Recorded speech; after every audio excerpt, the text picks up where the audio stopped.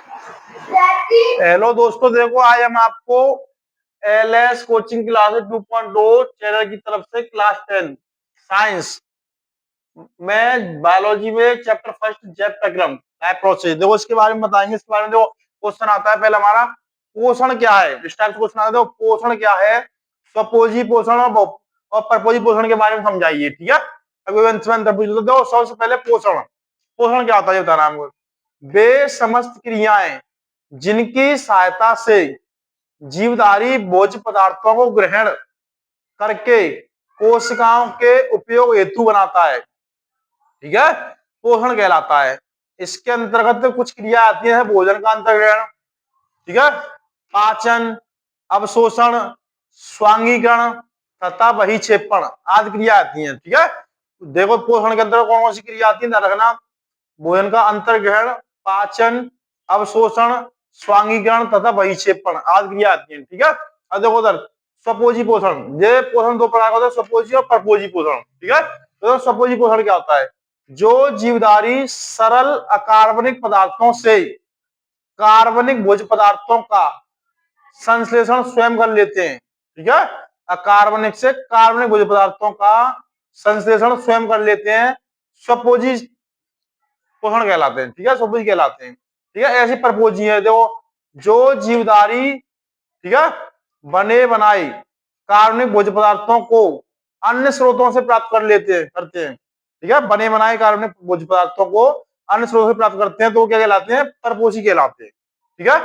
परपोषी के कई प्रकार होते हैं, देखो ये प्राणी संभोजी, मृतपोषी और परजीवी। ये देखो क्या होते हैं, प्राणी संभोजी क्या होते हैं समझते हैं। देखो ये ठोस या तरल जटिल भोज्य पदार्थों को ग्रहण करते हैं, ठीक है, जैसे अधिकांश प्राणी, ठीक। अदर सेकंड मृतपोषी मृतपोषी ये सड़े गले कार्बनिक पदार्थों से भोजन प्राप्त करते हैं। किसे करते हैं, सड़े गले कार्बनिक पदार्थों से भोजन प्राप्त करते हैं, जैसे कवक, जीवाणु आदि, ठीक। थर्ड है परजीवी, ये अन्य जीवित प्राणी या पादप से पोषण प्राप्त करते हैं, जैसे एस्केरिस, फीताकृमि आदि, ठीक है। मतलब एस्केरिस, फीताकृमि आदि। जो क्वेश्चन स्टार्ट जाता है 5 नंबर डालना पोषण क्या है, इसको सपोज परपोजी के बारे में समझाइए, ठीक। इस टाइप से क्वेश्चन होता है पोषण वाला। देखो सेकंड क्वेश्चन है, मनुष्य के पाचन तंत्र का सबसे बड़ा कीजिए। मनुष्य का पाचन तंत्र देखो क्या होता है। पाचन भोज्य पदार्थों का आहार नाल में पाचन दो प्रकार से होता है, ठीक है। इसमें दो प्रकार से होता है, देखो यांत्रिक या भौतिक पाचन, रासायनिक पाचन, ठीक है। तो देखो पहले जैसे मनुष्य में आहार नाल, मनुष्य में सबसे पहले आती है आहार नाल। देखो मनुष्य की आहार नाल मुख गुहा से लेकर गुदा तक फैली 8 से 10 मीटर लंबी अत्यधिक कुंडलित नलिका होती है, ठीक है। इसे निम्न भागों में बांटा जाता है, दो भाग, मुख एवं मुखगोहिका, ग्रसनी, ग्रासनली, आमाशय, छोटी आंत, बड़ी आंत, इस टाइप से, ठीक है। देखो पहले मुख एवं मुख क्या होती है, देखो ध्यान रखना, ठीक है। मुख गुहा में जिह्वा स्थित होती है। मनुष्य के दोनों जबड़ों पर गर्तदंती, विषमदंती तथा द्वारदंती दांत पाए जाते हैं। मुख गुहा में लाल ग्रंथियां नलिका द्वारा खुलती हैं। मुख गुहा में लाल ग्रंथि किसी द्वारा खुलती है, नलिका द्वारा खुलती है, ठीक है। ग्रसनी, मुख गुहा का पिछला भाग ग्रसनी कहलाता है। मुख गुहा का जो पिछला भाग होता है वो क्या कहलाता है, ग्रसनी कहलाता है। इसमें दो छिद्र होते हैं, पहला है निगल द्वार, दूसरा है कंठ द्वार, ठीक है। नेक्स्ट है ग्रासनली, मुख गुहा से लार द्वारा सना हुआ भोजन निगल द्वार के द्वारा ग्रासनली में प्रवेश करता है, ठीक है। मुख गुहा से लार द्वारा सना हुआ भोजन निगल द्वार के द्वारा ग्रासनली में प्रवेश करता है। यह एक लंबी नली होती है जो आमाशय में खुलती है, ठीक। नेक्स्ट है आमाशय, ठीक। यह उदर गुहा में बाईं ओर स्थित होता है। यह उदर गुहा में बाईं ओर स्थित होता है। इसकी लंबाई 30 से 30 सेंटीमीटर तक होती है, रखना। यह आहारनाल का सबसे चौड़ा भाग होता है। आमाशय जो होती है आहारनाल का सबसे चौड़ा भाग होता है। यह 3 भागों में बटी होती है। पहला है कार्डियक भाग, दूसरा फंडिक भाग, तीसरा पाइलोरिक भाग, ठीक है। छोटी आंत नेक्स्ट है, यह आहारनाल का सकरा तथा लंबा भाग होता है। सकरा होता है पर लंबा भाग होता है, रखना, ठीक है। इसकी लंबाई 6.5 मीटर होती है। लंबाई कितनी होती है, 6.5 मीटर होती है। आमाशय में यह यू आकार बनाता है। आमाशय में क्या बनाता है, यू आकार बना देता है, ठीक है। बड़ी आंत, यह आहारनाल का अंतिम भाग होता है। बड़ी आंत क्या होता है, आहारनाल का अंतिम भाग होता है। इसमें यह 3 भागों में बटा होता है। देखो पहला है सीकम, कॉलन तथा रेक्टम। अंत में रेक्टम होता जा रहा है जो मलाशय में खुलता है। ठीक है, इस प्रकार से ये राइटिंग है, ये क्या है, आहार नाल के भाग है। ठीक, इस टाइप से 5 भाग। ठीक है, देखो ये मनुष्य का आहार नाल का डायग्राम है। देखो इसमें ये दांत, जीभ, लार ग्रंथि दिखाई गई, कंठपाल दिखाया गया है, ये ग्रासनली है, श्वास नाल है, इसमें ध्यान रखना। ठीक है, आमाशय, ये देखो आमाशय, बड़ी आंत, इलियम, मलाशय, ये होता है गुदाद्वार, ये यकृत होता है। ठीक है, ये इसके द्वारा हमने डायग्राम से भी समझाया था आपको। ठीक है, ये कुछ ये डायग्राम है इसका आमाशय का। ठीक है, मनुष्य में पाचन जो भी होता है आमाशय द्वारा। ठीक,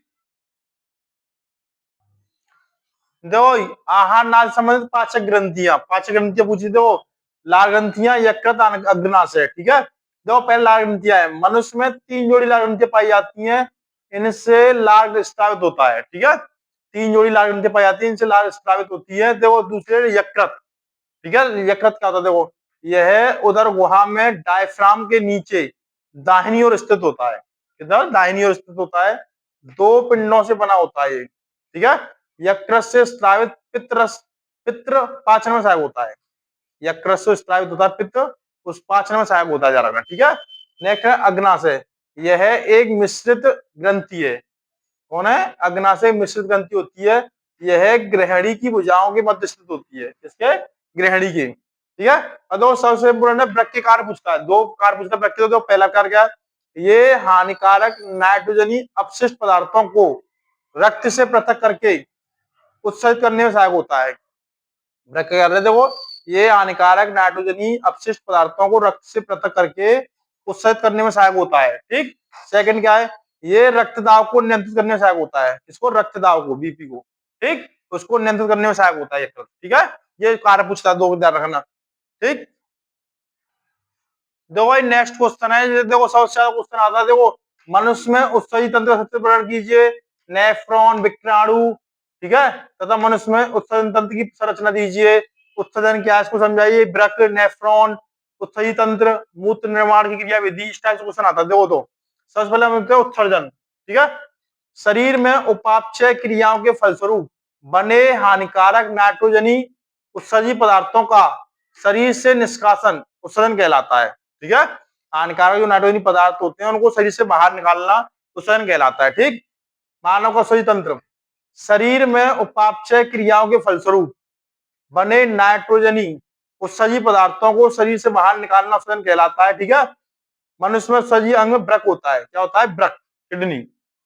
इसमें प्रमुख भाग निम्न प्रकार हैं, तो क्या क्या होते हैं, एक जोड़ा वृक्क या गुर्दे, 2 मूत्र वाहिनी, एक मूत्राशय, एक मूत्र मार्ग। ठीक है, दो उधर।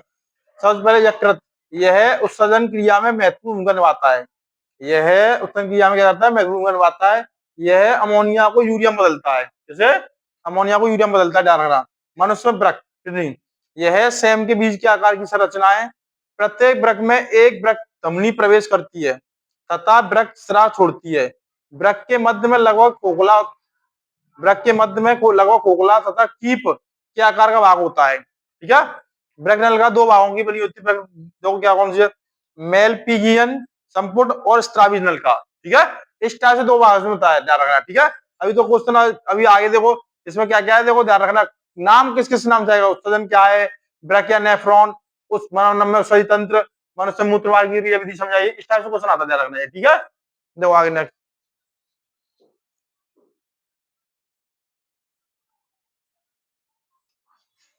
देखो भाई मूत्र निर्माणी क्रिया विधि कैसे होती है, देखो ध्यान देना। मूत्र बनने का उद्देश्य रुधिर से वज्र पदार्थ जैसे यूरिया, यूरिक अम्ल होते हैं, को छानकर शरीर से बाहर निकालना है। ठीक है, जैसे जैसे रुधिर वृक्क नलिका में प्रवाहित होता है, ठीक है, ये उपयोगी पदार्थ वृक्क नलिका के चारों ओर बने कोशिका जाल में पुनः अवशोषित कर लिया जाता है। ठीक है, निस्पंद में उपस्थित जल भी पुनः अवशोषित हो जाता है। ठीक, यूरिया व यूरिक अम्ल जैसे उत्सर्जी पदार्थों का पुनः अवशोषण नहीं होता है। ठीक है, ये वज्र पदार्थ में ध्यान रखना। अतः ये पदार्थ वृक्क नलिका में ही रह जाते हैं। इसमें रहते हैं, वृक्क नलिका में रह जाते हैं।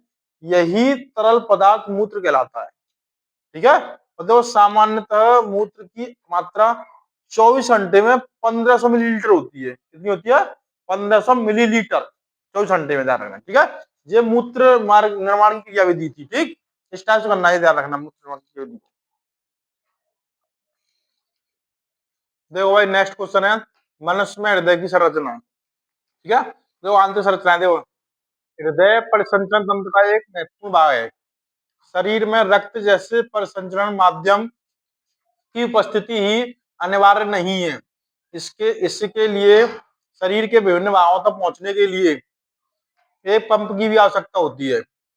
हृदय ही इस पंप की तरह कार्य करता है, ठीक है। यह अशुद्ध रक्त को शरीर के प्रत्येक अंग से एकत्रित कर रक्त को शुद्धिकरण हेतु फेफड़ों में भेजता है, ठीक है, तथा फेफड़ों से प्राप्त शुद्ध रक्त को शरीर के सभी अंगों में भेजता है, ठीक।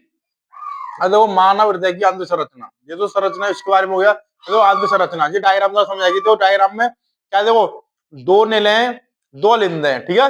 ये शुद्ध रक्त या शुद्ध रक्त, ठीक। अब देखो उधर इसमें दो निले व दो अलिंद होते हैं। क्या होते हैं इसमें? दो निले तथा दो अलिंद होते हैं, बाएं निले दाएं निले, ठीक है। बाएं निले और दाएं निले,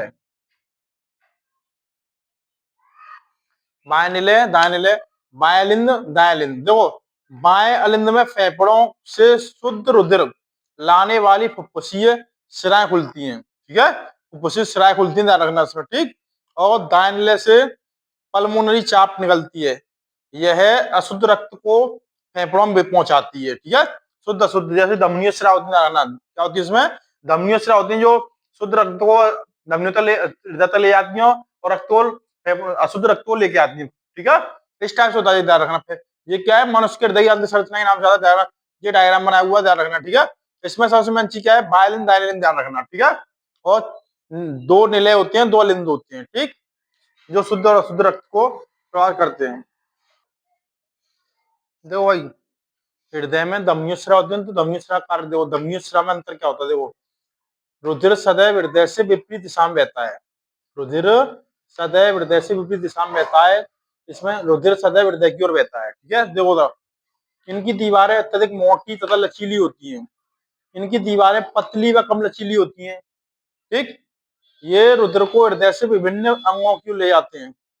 ये क्या करता है? हृदय से विभिन्न अंगों तक ले जाता है रुधिर को धमनी, और शिरा क्या करती है? विभिन्न अंगों से हृदय की ओर लाती है। शिरा कार्य है विभिन्न अंगों से हृदय तक लाना, ठीक है। इनका रंग कैसा होता है? लाल होता है। इनका रंग लाल होता है। इनका रंग गहरा हरा, नीला या बैंगनी होता है, ठीक है। इनका रंग कैसा होता है? ध्यान रखना, रंग धमनी का रंग होता है लाल और शिरा का होता है गहरा हरा, नीला बैंगनी। इसको एक चीज ध्यान रखना, शिरा, इसका कार्य क्या होता है? रुधिर को, अशुद्ध रुधिर को विभिन्न अंगों से हृदय तक लाना होता है, और धमनी का कार्य होता है शुद्ध रुधिर को हृदय से विभिन्न अंगों तक ले जाना होता है, ठीक है। देखो उधर इस टाइप से ध्यान रखना इस अंतर को, ठीक है, धमनी और शिरा के अंतर को, ठीक। देखो नेक्स्ट क्वेश्चन क्या है? वाष्पोषण क्या है? इस क्रिया को प्रभावित करने वाले कारकों पर टिप्पणी लिखिए, या वाष्पोषण पर टिप्पणी लिखिए। इस टाइप से क्वेश्चन आता जा रहा है, ठीक है। जो वाष्पोसर्जन, पौधों के वायवीय भागों से जल वाष्प के रूप में होने वाली जल हानि, ठीक है। पौधों के वायवीय भागों से जल वाष्प के रूप में होने वाली जल हानि को वाष्पोषण कहते हैं। इसके चार कारक होते हैं, ठीक है। जो कौन कौन से? प्रकाश की तीव्रता, तापमान, ठीक है, वायु गति और वायुमंडल आर्द्रता। जो इसमें आर्द्रता में क्या, वाष्पोत्सर्जन में क्या असर पड़ता है? देखो प्रकाश की तीव्रता, प्रकाश की तीव्रता बढ़ने के साथ तापमान में वृद्धि हो जाती है, ठीक है। प्रकाश की तीव्रता बढ़ने के साथ तापमान में वृद्धि हो जाती है, जिससे वाष्पोत्सर्जन की दर बढ़ जाती है, ठीक। सेकंड तापमान, वायुमंडलीय ताप में वृद्धि होने के कारण वायु की आर्द्रता कम हो जाती है। वायु की आर्द्रता कम हो जाती है, जिससे वाष्पोत्सर्जन की दर बढ़ जाती है। क्या होता है? इससे वाष्पोत्सर्जन की दर बढ़ जाती है। अब नेक्स्ट है वायु गति, ठीक है। वायु गति बढ़ जाने पर, वायु गति बढ़ जाने पर वाष्पोत्सर्जन की दर बढ़ जाती है, ठीक। वायु की दर बढ़ जाने पर क्या होता है? वाष्पोत्सर्जन की दर बढ़ जाती है, ठीक है। नेक्स्ट है वायुमंडलीय आर्द्रता, ठीक है। आर्द्रता, इसके कम होने पर, आर्द्रताएं कम होने पर वाष्पोत्सर्जन की दर बढ़ जाती है, ठीक। और अधिक होने पर, आर्द्रता अधिक होगी तो वाष्पोत्सर्जन की दर कम हो जाएगी। उल्टा ध्यान रखना, अगर आर्द्रता कम होगी तो वाष्पोत्सर्जन की दर बढ़ जाएगी, और आर्द्रता अधिक होगी तो वाष्पोत्सर्जन की दर कम हो जाएगी। इस टाइप से क्वेश्चन आता है, ध्यान रखना है, ठीक है। इसके कारक प्राप्त करने वाले कारक होते हैं 4। अगर पूछ रहा था बासमन पर टिप्पणी लिखिए तो ये कारक लिख सकते हो, ठीक है। इस टाइप से क्वेश्चन होता है, ठीक। देखो नेक्स्ट अंतर है श्वसन तथा श्वासोच्छ्वास में अंतर, ठीक है। जो श्वसन क्या होता है, श्वसन एक जैव रासायनिक प्रक्रिया है। श्वसन एक क्या है, जैव रासायनिक प्रक्रिया है, जबकि श्वासोच्छ्वास एक यांत्रिक और भौतिक प्रक्रिया है, ठीक है।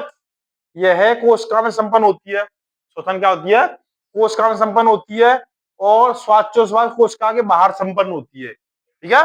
और श्वसन में ऊर्जा मुक्त होती है। श्वसन में क्या होता है, इस क्रिया में ऊर्जा मुक्त होती है, इसमें ऊर्जा का उपयोग किया जाता है। श्वासोच्छ्वास में ऊर्जा का उपयोग किया जाता है, ठीक है, ध्यान रखना। सबसे क्या है, इसमें जैव रासायनिक प्रक्रिया है, ये यांत्रिक भौतिक प्रक्रिया है। इसमें यह कोशिका में संपन्न होती है, कोशिका के बाहर संपन्न होती है। इसमें ऊर्जा मुक्त होती है, इसमें ऊर्जा का उपयोग किया जाता है, ठीक है। ये अंतर है इसमें,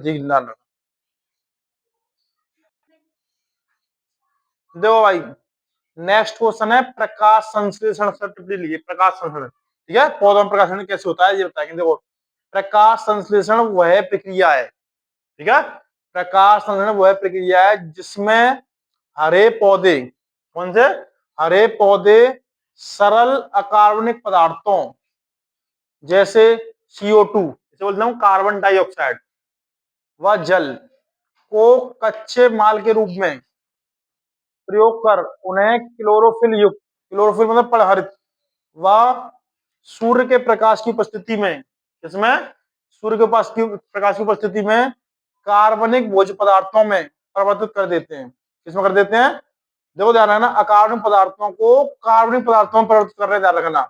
इस प्रक्रिया में ऑक्सीजन एवं जल O2 तथा जल H2O उत्पाद के रूप में प्राप्त होता है, ठीक है। देखो कैसे, इसको मैं रिएक्शन द्वारा समझाते हैं। देखो यहाँ पर हमने कार्बन डाइऑक्साइड के 6 अणु लिए, कितने, कार्बन डाइऑक्साइड CO2 6 अणु लिए हैं, और जल के 12 अणु लिए, ठीक है। इसकी अभिक्रिया हमने सूर्य के प्रकाश की उपस्थिति में कराई है, किसमें, परहणित, परहणित की उपस्थिति में सूर्य के प्रकाश की उपस्थिति में कराई है। तो यहाँ पर हमें ग्लूकोज बना, क्या बना, ग्लूकोज। इसका फॉर्मूला है C6H12O6, ये ग्लूकोज है, ध्यान रखना, क्या है, ग्लूकोज है। और इसमें जल के 6 अणु बचे हैं और कार्बन और ऑक्सीजन के 6 अणु बचे हैं, ध्यान रखना, किसके, ऑक्सीजन के। देखो ये ऑक्सीजन, ठीक है, तो ये किसमें क्या बना, ग्लूकोज बना। इस प्रकार से ये किया गया है, सूर्य का प्रकाश क्रिया हुई है, ठीक। इसको हमने एक रिएक्शन द्वारा समझाया। प्रकाशन पर टिप्पणी लिखिए, पूछता है, ठीक है, इस टाइप से विक्रिया होगी, ध्यान रखना, ठीक।